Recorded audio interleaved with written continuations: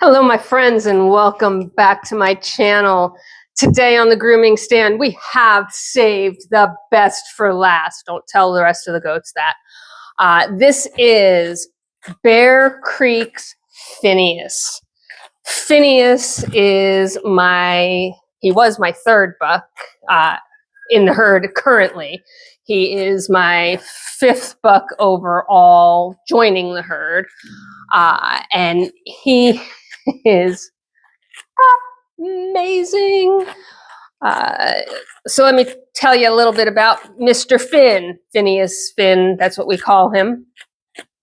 So if you have watched my story of our first baby goat, Kaylee's story includes an incredible breeder who I much respect and who sort of helped set me on my path as a breeder. Somebody who I looked to as a mentor, who I looked to as a friend, and who I looked to as a method of breeding to emulate. This is a person who runs a small herd, very similar to what I wanted to do, who spends time with each individual animal, much the way I want to do, and just really fits within my philosophies of managing goats, the herd, etc. Can you see this beast? There is more hair on him than I know what to do with. I knocked his restraint off. All right, so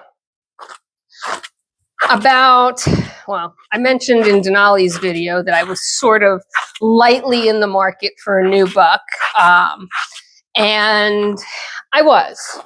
And I had been long since debating adding Bear Creek genetics into my herd again, right? Kaylee was supposed to be sort of a foundation goat. It didn't work out. And then some of the genetics in the future breedings weren't quite right for me. And, for number one. Number two, I was kind of frankly embarrassed to go back to this breeder for another goat so quickly. But, it was kind of always in the back of my mind that this was a breeder to watch. These were animals to watch. And eventually another one would join my herd. So this is something I did differently than I've done before. So with every other purchase of goats, and I don't purchase a lot of goats, right? I obviously had to purchase my starting goats. I've expanded my herd a bit. So at the beginning, I purchased goats.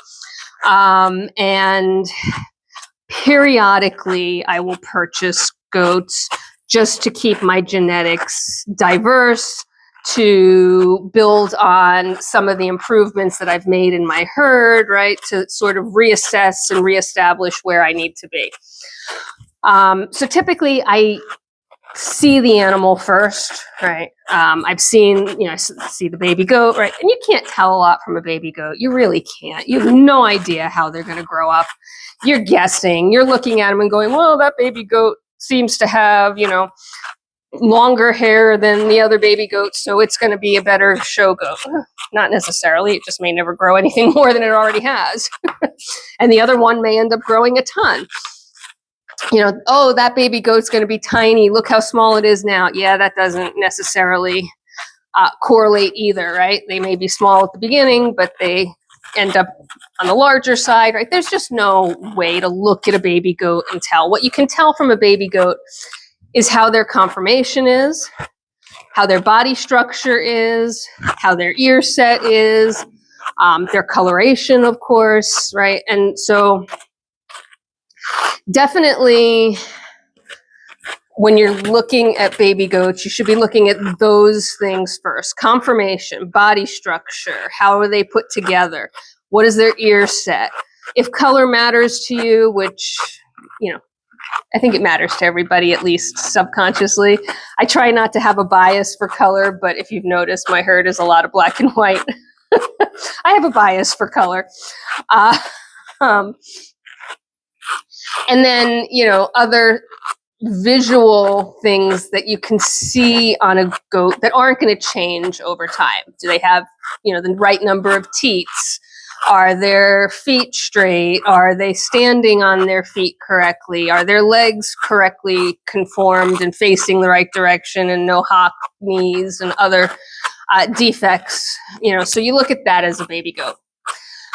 Recently, and it's not new, right? Goats with blue eyes are not new, but recently goats with blue eyes have become incredibly popular. So a lot of folks, when they're looking at color, they're also looking at eye color.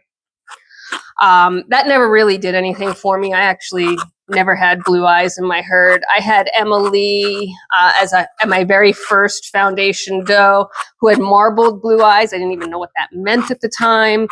She's passed that along to a couple of her does that I've retained, JC, the accidental retain, for example.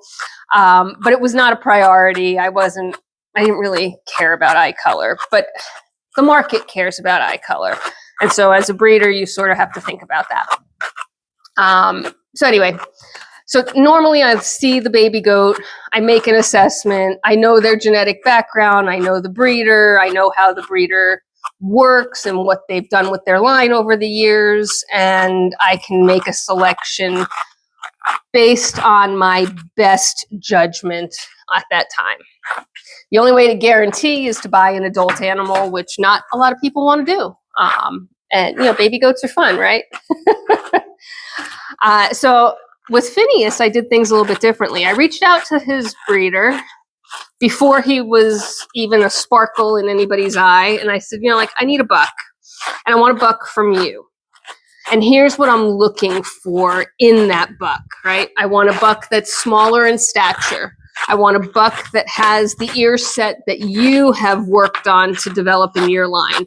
That is something that she focuses on much more than I do even. And so I wanted that trait. The buck needed to have a ton of coat, right? I wanted a line that just was incredible in terms of the amount of coat they produce, the speed at which they produce it, and the texture of that coat. You can't guarantee coat, no matter what, right? It's just not guaranteed. There's too many variables that go into it. It's not something that you can say, okay, well, I'm going to put this goat with this goat, and together they're going to make goats that have amazing coat. It's not a guarantee. But it is a way to start to differentiate. And I said, it needed to not be related to any of my animals, which in her case, none of her genetics were related to any of my animals. So that was sort of a safety net. And then I said, not for nothing, but very similar to how I was looking for Flash to be polled and then, decided that wasn't something I needed. I was lightly hoping that the buck would have blue eyes. And by lightly hoping, that meant that I was, I'm pulling a tick off of him, sorry. Now I'm pulling a tick off of me. So lightly hoping, meaning, it's not a deal breaker. If all other things are in place, he's structurally sound. He's got the background to have the coat potential. He's got the ear set that I'm looking for, the stature that I'm looking for. Those are all more important, but blue eyes would be nice. So I sort of put my order in. And this breeder, bless her heart, said, yeah, we can do that, right? We can absolutely 110% wait until babies are born, but I can assess them and tell you, which ones meet those criteria and make sure that you are number one in terms of, choice, right? Because I had reached out to her about a year or so before a little less than a year probably before babies would be born. You're probably asking what I'm doing right now because you can't see it. I am under his belly right now, and I am cutting just wet, hot mess clumps of hair out from around where he urinates, around his penis, okay? I am not going to do any cleanup with this. It's just It's disgusting hair that is doing nothing but smelling and collecting mud and gunk and potentially even, opening things up for infections. He's a master champion now. He's actually won a best in show. He's never going back in the show ring. He doesn't need to be maintained with just disgusting clumps of urine-soaked hair that, again, is under his and around his penis, which prevents him from getting his penis clean. It prevents him from, doing anything that needs to be done for hygiene. And of course, it would also prevent him from being able to breed. So now I'm just under there checking to make sure I've gotten it all. Fun times. There's something you don't hear every day. And probably not something you signed up for in this video. But you're getting it. So anyway, talking to the breeder, we set that plan in motion, right? And she was doing a repeat breeding of a pairing where she had kept a buck from that pairing, and that buck was already, a year old, had been in the show ring, had performed, had shown all the traits that, I was looking for, right? So we sort of targeted that breeding. And lo and behold, little Phineas was born. And he had blue eyes. I couldn't have been more over the moon if I tried. She let me name him, so he actually fits within our naming convention. So he's a P name, and he was born in a P year. So he's the same age as Persephone. And I couldn't be more geeked to add him to our herd, right? Of course, didn't know what his ultimate end would be, right? What he would ultimately end up looking like. But I knew that he had all the traits, all the characteristics that I wanted. And when I met him, he was just, oh my God, he was just a little powder puff. His hair texture is fine and silky and everything you could want from a silky buck. His stature is spot on. He's got his angry ears on right now, but his ear set is correct. And his personality is hilarious, right? He's a talker. He is super, super friendly. He's a sweet-natured buck. He has never done anything even remotely inappropriate with any of the animals or myself, right? Sometimes bucks can get ornery, and they're big for this breed, right? Like, don't get me wrong, they're not the size of donkeys or other animals that I handle. But they're, they can throw their weight around if they choose, and it's no fun when they do. He has never done any of that. He doesn't necessarily like me grooming around his penis, but, who would? So at any rate, brought him home, added him to the herd. He instantly bonded with Santa. Now, you've met Santa before. He has left the herd now. But him and Santa became best buds. And it was like, they looked alike. Santa was larger, but their coloration was very similar. It was like watching a me and mini-me in the pasture. It was just so sweet. We introduced Phineas to our breeding program when he was still under a year old. So he was only bred to one doe, and he was bred to a doe who I was going to sell as pet quality no matter what. So, the tester breed, so to speak. One, can he do the job? Two, what do the babies look like? Did he improve upon, that doe's genetics? Did the babies, fulfill the potential that I wanted him to bring? So that first year, he was bred to one doe. And the results were again, sort of beyond the pale of my expectations. The generational improvements that he put on the babies from that doe were incredible. He passed along his blue eyes to everybody. So, woo, yay, everybody's going to have blue eyes, right? The babies were extremely marketable. I did not keep any because that was not the intent, right? It was to see what we could get out of him.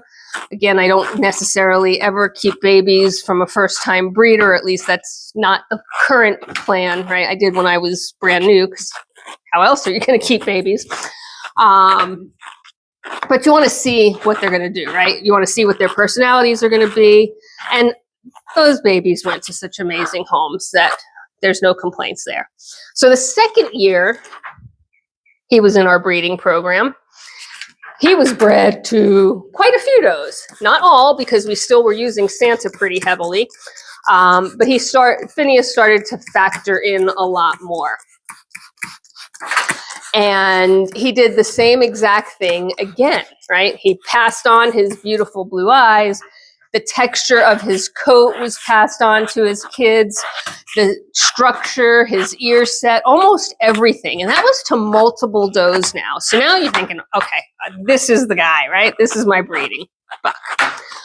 And so that is when I sort of made the internal decision that it was time to put Santa up on the market before Santa got too old to continue to be productive in society. We need to see if there was another breeder that could use a best in show master champion, which Santa is, to really enhance their herd. And I can focus now on Phineas. And that achieves two things, right? It allowed me to keep some animals, keep some babies from Santa, have Santa's genetics in my herd pretty well firmly established, and then use Phineas's genetics to continue to build and enhance on that. And that was the game plan. So we're going now into year 3. And this year, Phineas is the main man, the only man. I have not yet replaced Santa. So Phineas is going to be the only buck in the breeding program this year.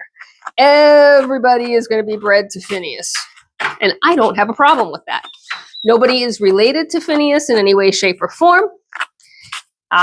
He is an incredible buck that has proven himself. He earned his master champion and a best in show all in one weekend. So the judges recognized how amazing he is. I don't know why I have it in past tense. And so, yeah, this year will be the only year that Phineas is numero uno, the only buck, the one that does it all. It does pose a couple of interesting challenges because the does will go into heat in and around the same time as each other. So we'll have to logistically work through that so that Phineas is able to complete his mission, so to speak, right? He has to be able to impregnate the does, and he can't be utilized multiple times in a row because then, he will be shooting blanks, and that doesn't work for getting the job done. So we'll have to work through that. It means I might have an extended breeding season again this year, which I had, the earlier this year. Not ideal, but it is what it is, right? You have to work with it.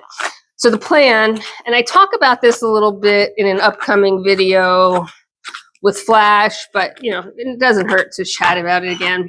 The plan would be to try and keep a buck from Phineas and Ren.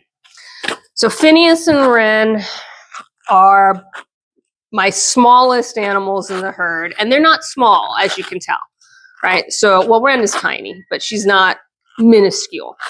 And that'll just give me the ability to sort of firmly establish the stature change that the standard is working toward for that smaller animal without making an extreme or a teacup animal, right? That's not the point. So that's the first thing, is I want to keep a buck from Ren and Phineas. Now, two things have to happen. One, he has to get Ren pregnant. Two, she has to give birth to a buck.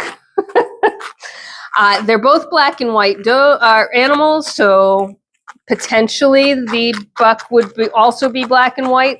Color genetics are super strange, though, and they could produce a completely brown goat, an all white goat. Like, it doesn't, just because they're both black and white doesn't guarantee that there's going to be black and white babies.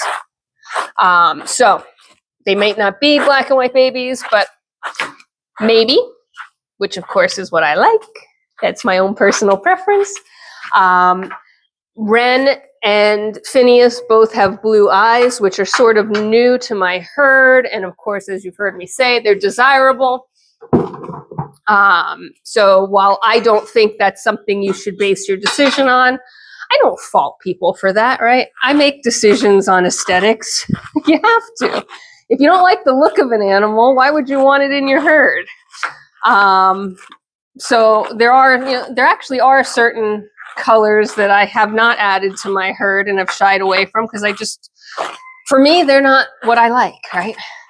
I'm ambivalent to eye color. I don't really have a preference to blue eyes or brown eyes. So if people want blue eyes and I can help add that into my genetic population, nothing wrong with that. So the hope would be that Ren, who has blue eyes, paired with Phineas, who also has blue eyes, will produce a blue-eyed buck for me. To be fair, Phineas was bred to Ren last year, and this earlier spring produced an incredible buck. I wasn't ready because I still hadn't moved Santa out of the herd, but oh my gosh, this buckling was just stunning in every way, shape, or form. But it didn't have blue eyes. Now, blue-eye genetics is not quite as simple as homozygous and heterozygous, meaning you have two genes, one from each parent, and if you have the two blue-eye gene, then you'll pass a blue-eye gene to your kids. That's not how it works. There's about 13 different alleles that create eye color, but for simplicity's sake, we'll just say, we'll talk in pairs, right? One from mom, one from dad. So since Ren and Phineas together, who both have blue eyes, produced a brown-eyed baby, what that tells me is a couple things. Well, one, we already know, I haven't shared it with you, but I did already know that genetically, blue eyes are a dominant trait to brown, which is weird since the primary color in most goats' eyes are brown. But blue is actually dominant to brown. Again, simplifying things, right? There's a lot of variables that add up into that. But the fact that two blue-eyed animals produced a brown-eyed baby tells me that they are both heterozygous in their eye color, meaning that they carry one blue-eye gene, one brown-eye gene each, right? And so that way, and again, I'm simplifying the genetics, but that way that essentially means, that to that baby that they had this year, he passed along his brown-eye gene instead of his blue-eye gene. She passed along her brown-eye gene instead of her blue-eye gene, and there you go. So that's like a 25% chance that would happen. Again, simplifying, right? Doing the elementary school genetic model. So the more likely production from those two goats is going to be a blue-eyed animal. Not guaranteed, certainly, but more likely. So, my hope would be that this season we breed Ren to Phineas. Phineas does the job. Ren gets pregnant, and Ren produces another absolutely amazing buck with blue eyes.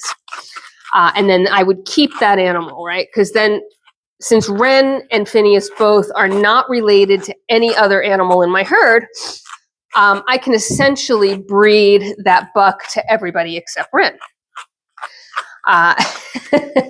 which gives me a lot more flexibility. The alternative option is to keep a buck from Phineas and Denali. And I may do that as well. although I'd prefer to keep a doe from Phineas and Denali. And that the only reason for that is because Denali is on the larger side of the does, and so there's a good possibility that her, a buckling from her, even though she, the pairing would be Phineas, who's on the smaller side, would be a little bit larger in stature, sort of defeating the purpose of focusing slightly on reducing the size of the herd, the size of the animals in the herd, I should say, not the size of the actual herd. If I reduce it any further, I won't have any goats left. So a couple of things, right? Like, tell me what you think about my breeding plans. Are you excited to see what we're going to get? Exposing the does to Phineas will start when they go into heat in September. So we've still got a ways to go. And seriously, dude, you're going to sit down while I'm working on your butt? I'm actually surprised he's not screaming. He's he's usually a lot more vocal on the stand. I think we're done. I think we got it, bud. All right. So tell me what you think about my plans for breeding. Tell me what you think of Phineas. Isn't he just a gorgeous hunk of a beast? And you're going to say to me, but Pam, why isn't he trimmed up like all your other master champions? And my answer is going to be, oh my gosh, he is. This animal, this beast just has so much coat. Oh, see there, that's the one I was working on. We'll get that in a second. He has so much coat that even trimming him didn't change how the length is, how thick it is. He's just incredible. I'm just so happy to have him as a part of our herd. I'm happy to have him as a sire for the babies that I'm going to be producing this year. And anybody who gets an animal from these pairings, is just destined for greatness. From a personality perspective all the way through, I know you're so silly, to the look and the appearance. Can we just finish this one knot? No, you're going to try and kick me now. There, that's all it was, you big turd. You're so silly. So anyway, that is the story of Phineas. I saved the absolute best for last. He is, again, my main man right now, my only man. We'll eventually get him a buddy, and he'll share breeding responsibilities with a buddy. But for now, he lives with Flash, and he doesn't know it yet, but he's going to have a really fun September, October. I hope that you are having a fabulous day wherever you are in this world. Take care of yourselves, take care of each other, be kind, and thanks for being a part of my community. Bye for now.